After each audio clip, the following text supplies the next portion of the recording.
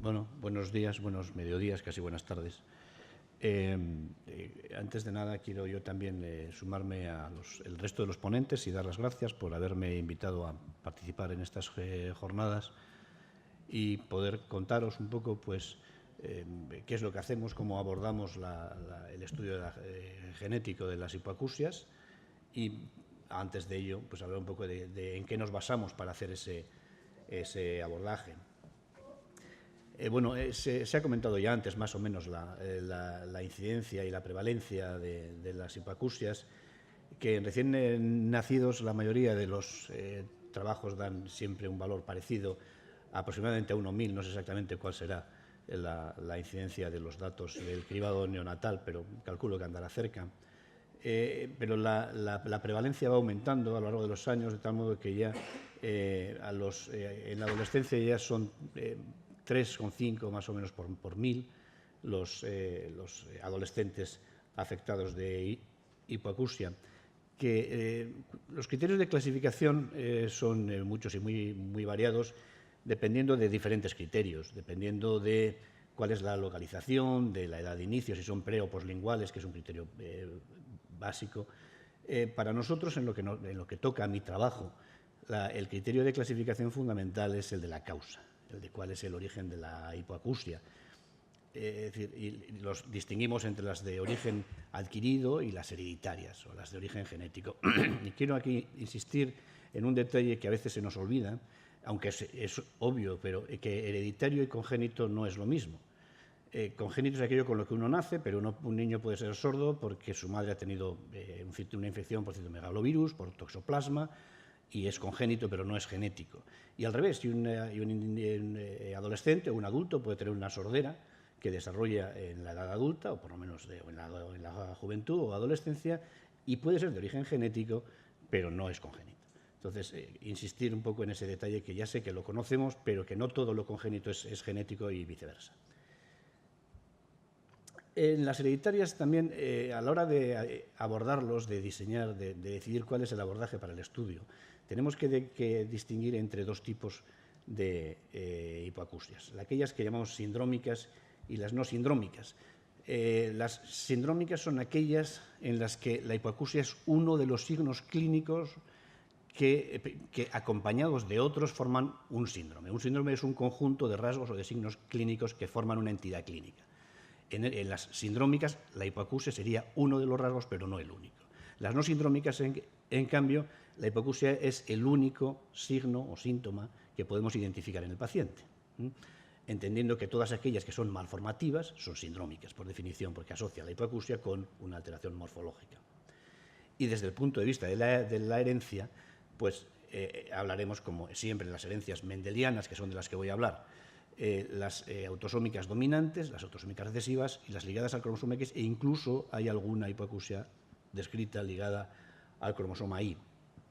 Y además, como veremos, también y especialmente en España, hay una incidencia relativamente alta, de hecho es el país donde es más frecuente la hipoacusia de origen mitocondrial, que luego explicaré brevemente en qué consiste, pero que son genéticas.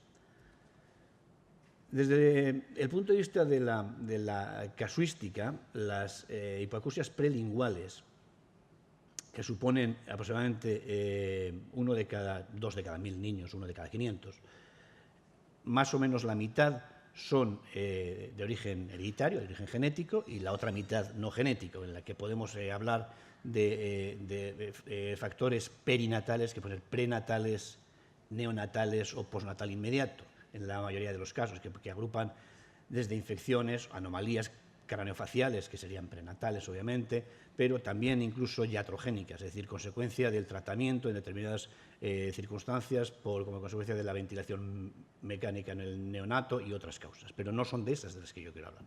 De las que yo quiero hablar es de las otras, de las de origen genético, que son aproximadamente la mitad de las hipoacusias prelinguales. Y de esas, más o menos 2/3, el 70%, dice aquí, más o menos 2/3 son no sindrómicas, es decir, la hipoacusia es el único signo reconocible en el paciente. Y cuidado con esto, porque es el único signo reconocible no solo en el momento del diagnóstico, sino más adelante, porque hay veces que una hipoacusia que parece no sindrómica, al final acaba siendo sindrómica. porque más adelante desarrolla otras alteraciones. Me estoy acordando de un caso del que el doctor Benito también se acordará, y Begoña también, que teníamos una sordera que creíamos que era no sindrómica, y a los 2-3 años el niño empezó a desarrollar una ceguera por retinosis pigmentaria, y en ese momento acababa de nacer su hermana pequeña, que también resultó afectada, y era un síndrome de Usher, con lo cual es una sindrómica. Quiere decir que el 70% son no sindrómicas, lo son para siempre, es decir, son las que no son síndromes. Entonces, y de ellas, las más frecuentes son las autosómicas y recesivas. Por recordar los conceptos, que ya sé que no lo sabemos todos, pero por refrescarlos un poco, de los 22-23.000 genes que tenemos, de todos ellos, excepto los genes que están en los cromosomas X y Y, en los varones, de los cuales solo tenemos una copia, de todos los demás, de los que están en los cromosomas del 1 al 22, que agrupamos en el término de autosomas, pues de todos ellos tenemos 2 ejemplares, uno de nuestro padre y otro de nuestra madre. Y los rasgos o enfermedades, en este caso autosómicas recesivas, son aquellas en las que para padecer la enfermedad es necesario que ambas copias, es decir, de un determinado gen, el que hemos recibido de nuestro padre y el que hemos recibido de nuestra madre, estén afectados, estén mutados o sean disfuncionantes. Y visto desde el otro punto de vista, siempre que tenemos un rasgo autosómico recesivo en un paciente, eso hace que sus padres sean obligados portadores. Los portadores son sanos, pero son portadores. Entonces, el riesgo existe de que vuelva a aparecer otro caso y no haya antecedentes, porque insisto que los portadores de rasgos recesivos, por definición, no presentan ningún síntoma. Este es un típico árbol, un pedigrí de una enfermedad recesiva, en la que lo más clásico es esto, que aparezca la enfermedad en una generación. Puede aparecer en varios hermanos si hay varios, pero siempre te dicen lo mismo. Es decir, si no tenemos antecedentes, ¿cómo es que es genético? Es que precisamente por definición los rasgos recesivos aparecen en una sola generación. Lo que pasa es que sus padres o sus abuelos o alguno de sus abuelos son portadores, pero los portadores son siempre sanos. Entonces, por eso sí que son genéticas, sí que son hereditarias. Existe un riesgo evidente de que puedan aparecer más casos en esta generación, pero no hay antecedentes. Estas son las enfermedades recesivas y son, insisto, como he dicho antes, el 80% más o menos de las de origen genético son autosómicas recesivas. Por el contrario, las autosómicas dominantes, que son mucho menos frecuentes, basta con tener uno de los 2 alelos mutado para presentar la enfermedad. De tal modo que en este caso el árbol genealógico característico suele ser este, en el que todo individuo afectado tiene o un padre o una madre afectados. Puede ser el padre, puede ser la madre, la transmisión puede ser de hombre a hombre y de mujer a mujer y cruzados, de hombre a mujer y de mujer a hombre, cosa que no sucede en los rasgos ligados al X, y característicamente todo individuo afectado suele tener un padre o una madre afectado. Otra cosa es que el grado de afectación sea el mismo, porque todas estas enfermedades casi siempre lo que tienen es lo que llamamos variabilidad genética, y es que es muy variable, hasta el punto de que hay veces que puede parecer que un individuo, y de hecho a veces incluso sucede, que un individuo que es portador obligado no parece tener síntomas, porque la variabilidad clínica muchas veces es muy grande. Bueno, volviendo a la clasificación básica, que son las sindrómicas y las no sindrómicas, es decir, aquellas que acompañan otros signos y las que sí acompañan otros signos. Las sindrómicas, que son las que sí acompañan otros signos, están descritos en OMIM. OMIM es el acrónimo de Online Medical Inheritance in Mind, que es una base de datos soportada por el Centro Nacional de Biotecnología norteamericano. Es una base de datos excelente sobre las bases genéticas de cualquier tipo de patología. Y en esta base de datos, en OMIM, la hipoacusia está incluida como signo clínico en 400 síndromes distintos. De ellos, solo en 3/4 partes más o menos conocemos el gen, la causa molecular que subyace en ese síndrome. Pero hay una 1/4 parte en la que a día de hoy seguimos todavía sin saber cuál es el origen genético, aunque sabemos que es genético por otras cosas, porque hay incidencia múltiple en las familias, porque tienden a aparecer en familias, pero no sabemos cuál es el gen o genes causantes. Entre ellos, pues a lo mejor las más conocidas, pues, que pueden asociar además signos o síntomas o cuadros de todos los colores, están desde los dermatológicos, como el síndrome de Waardenburg, que suele tener ese típico mechón blanco en el flequillo y muy a menudo los ojos de distinto color, anisocoria. Hay otros como signos oculares, como el síndrome de Usher, que comentaba antes, endocrinos, como el Pendred, que suele asociar hipotiroidismo y bocio, en fin, muchos otros signos. También es relativamente frecuente el Alport, que es ligado al X y que asocia patología renal. en fin, otros muchos. Estas son las sindrómicas. Sin embargo, las más frecuentes, como comentaba antes, son las no sindrómicas, que son aproximadamente el 80%, el 70% más o menos de las hipoacusias de origen genético. Se conocen, esto está revisado hace unos meses, pero vamos, no creo que haya cambiado mucho. 143 LOCI nucleares. LOCI quiere decir regiones del genoma que sabemos que están relacionadas con la hipoacusia. Se conocen 143 regiones genómicas, que son las que están marcadas aquí. En azul están marcadas las dominantes, en rojo las recesivas y además, si os fijáis, hay algunas, y especialmente esta que es muy importante, la A3 y la B1, que puede comportarse a veces como dominante y a veces como recesiva. Hablaremos de ella porque además es la que más frecuentemente está relacionada. Está en el cromosoma 13, en el brazo largo del cromosoma 13, y está relacionado con la mayor parte de las hipoacusias de origen genético no sindrómicas en nuestro país. Sin embargo, aunque esas son las regiones identificadas, los genes identificados son a día de hoy 61. Tal vez pueden llegar a 64, 65 a día de hoy, pero no hay más. No se conocen más genes conocidos. O sea, una cosa es conocer la región que está implicada y otra cosa es saber dentro de esa región cuál es el gen realmente que tiene la culpa de la hipoacusia. Y como veis, hay muchas más regiones reconocidas que genes identificados. El más importante, insisto, es esta región de aquí, que es la región de los genes GJB2 y GJB6, que son los genes más frecuentemente implicados y los que hablaremos con un poco más de detalle. Bueno, están también las hipoacusias, la clasificación clásica clínica, las conductivas, son aquellas en las que está afectada la transmisión de la vibración sonora que no alcanza más allá del órgano de Corti, y las neurosensoriales, que son las más frecuentes, dentro de las monogénicas son las más frecuentes, y son aquellas que afectan a la cóclea y a las vías, en todo caso las vías retrococleares, una parte o la otra, o ambas. En ambas, algunas no son monogénicas, pero no son de las que voy a hablar. Entonces, porque además en el caso de las multifactoriales, de las poligénicas, el estudio genético puede aportar a día de hoy todavía poco, nos faltan medios para poder hacer un estudio más en detalle de este tipo de hipoacusias. Y además afecta a los adultos, especialmente a las poligénicas.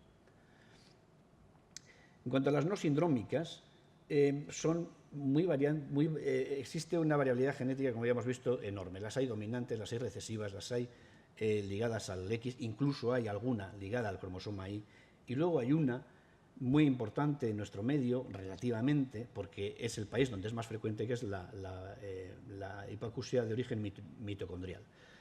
Las mitocondrias, por eso dice aquí herencia nuclear y herencia mitocondrial. Cuando hablamos del DNA siempre pensamos en los cromosomas que están en el núcleo de las células. Los 23 pares de cromosomas, 22 autosomas, y el X y el Y, o el X y el X en el caso de las mujeres.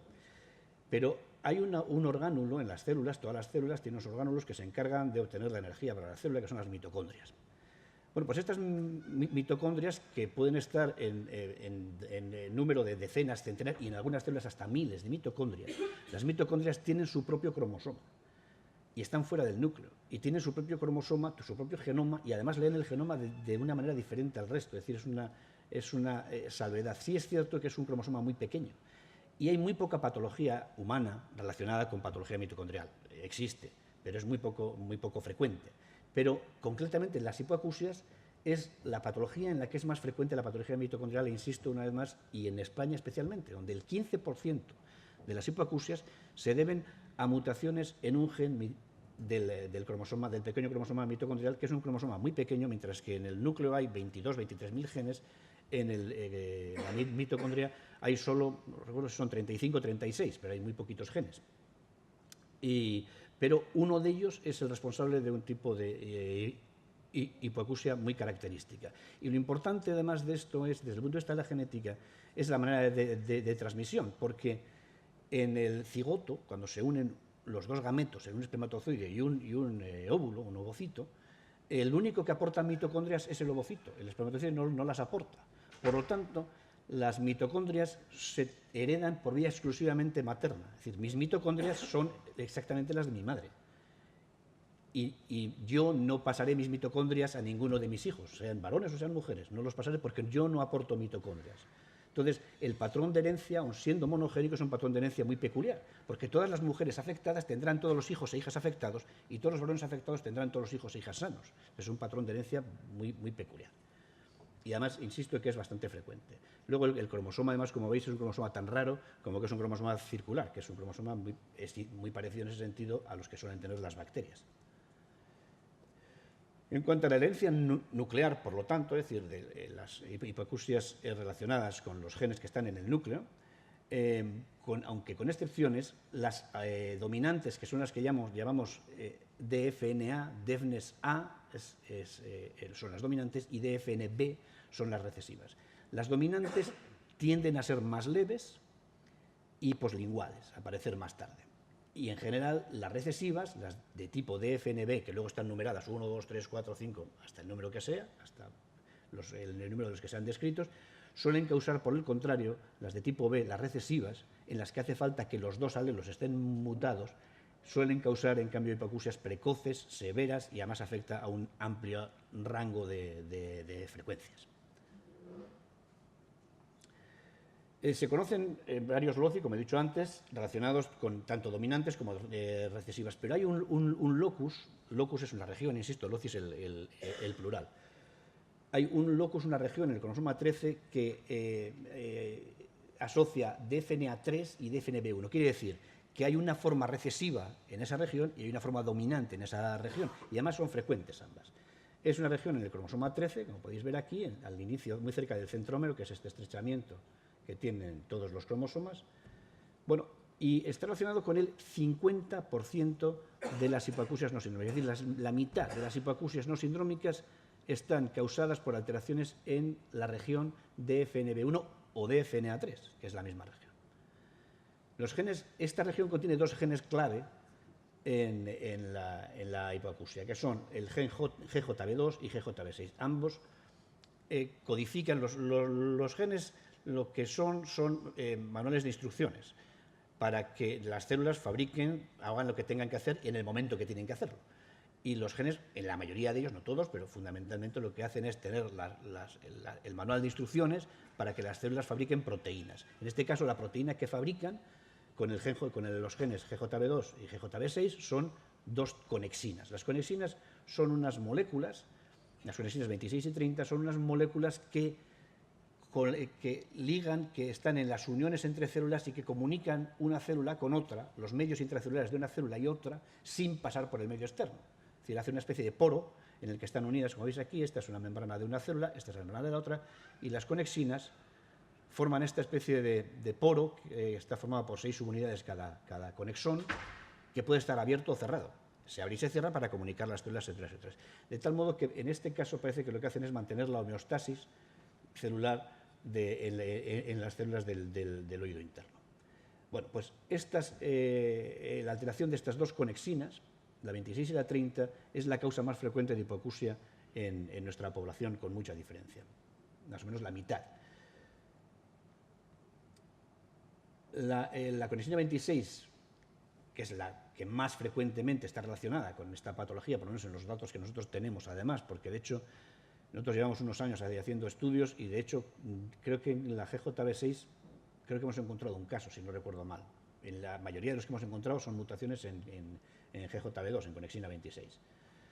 Causa entre el 20 y el 50% de las hipoacusias neurosensoriales en niños.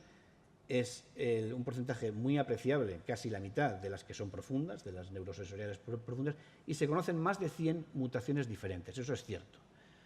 En este gen hay más de 100 variantes que causan la disfunción, pero hay una, que es la mutación C35 del G, esos son nombres que son códigos para entendernos nosotros, se llama así, supone el 80% de los alelos, de las veces que el gen GJB2 está mutado, la mutación es siempre la misma, y esta es la secuencia, es un gen muy pequeño además, porque hay genes que tienen decenas de miles de letras. Este solo tiene unas 2.000 letras, una cosa así.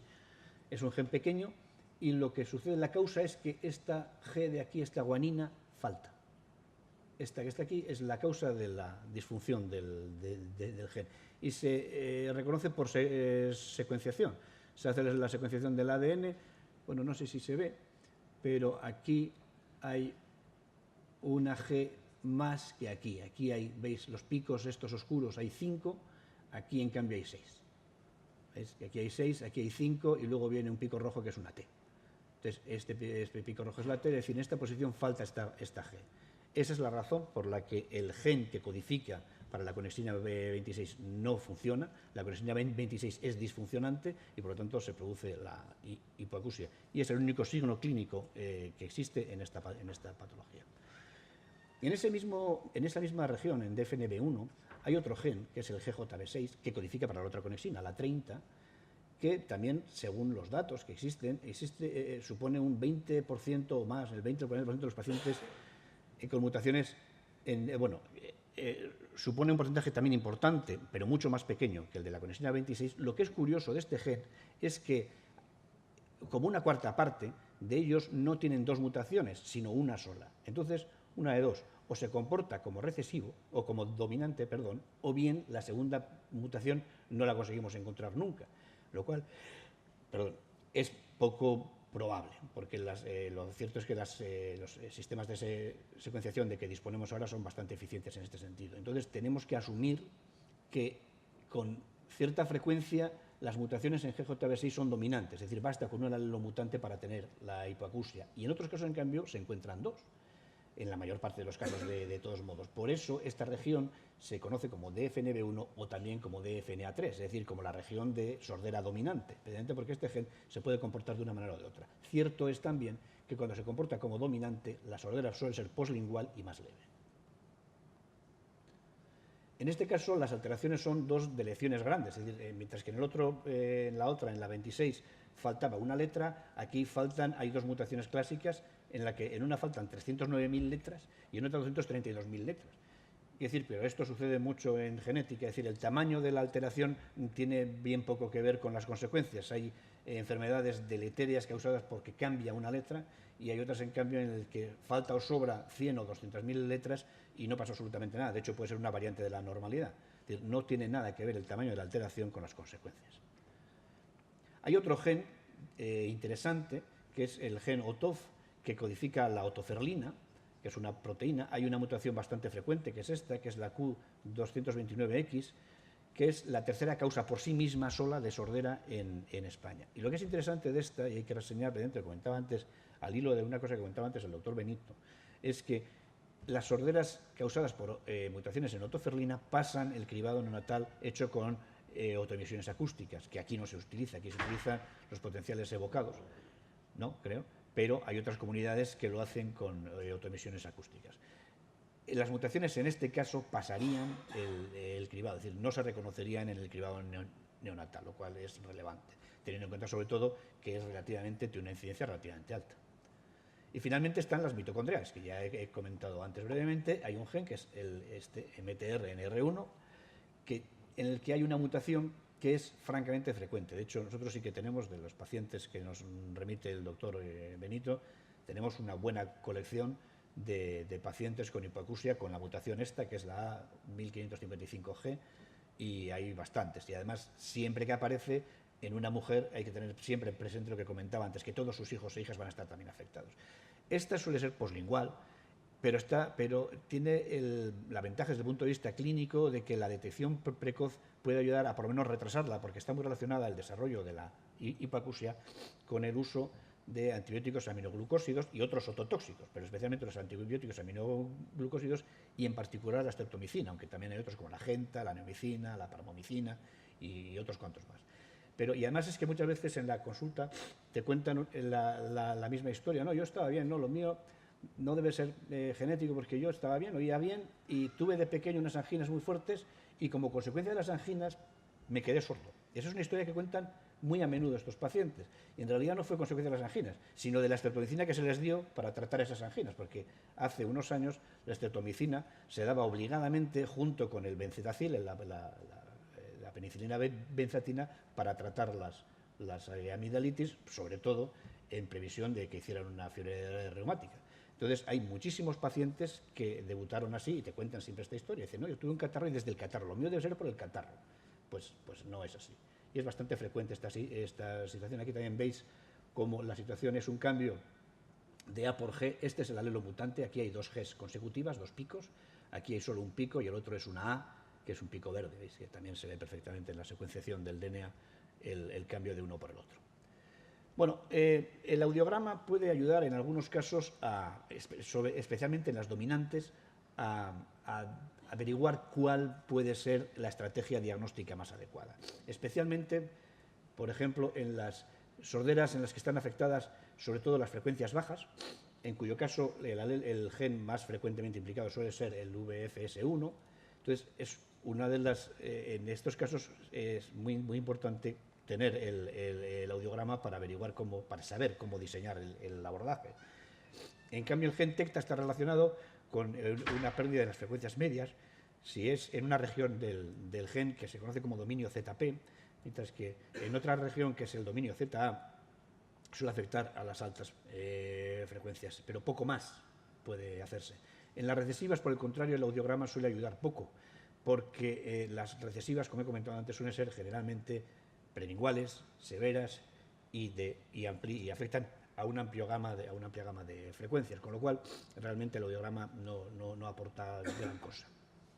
Así que nosotros la estrategia diagnóstica que utilizamos es fundamentalmente, si están asociados a si es una hipoacusia sindrómica, se estudiarán los genes relacionados con el síndrome. Si no son sindrómicas, pues entonces, en función de la severidad, las frecuencias afectadas, la evolución, sobre todo en las dominantes, podemos pensar cuál puede ser el gen implicado.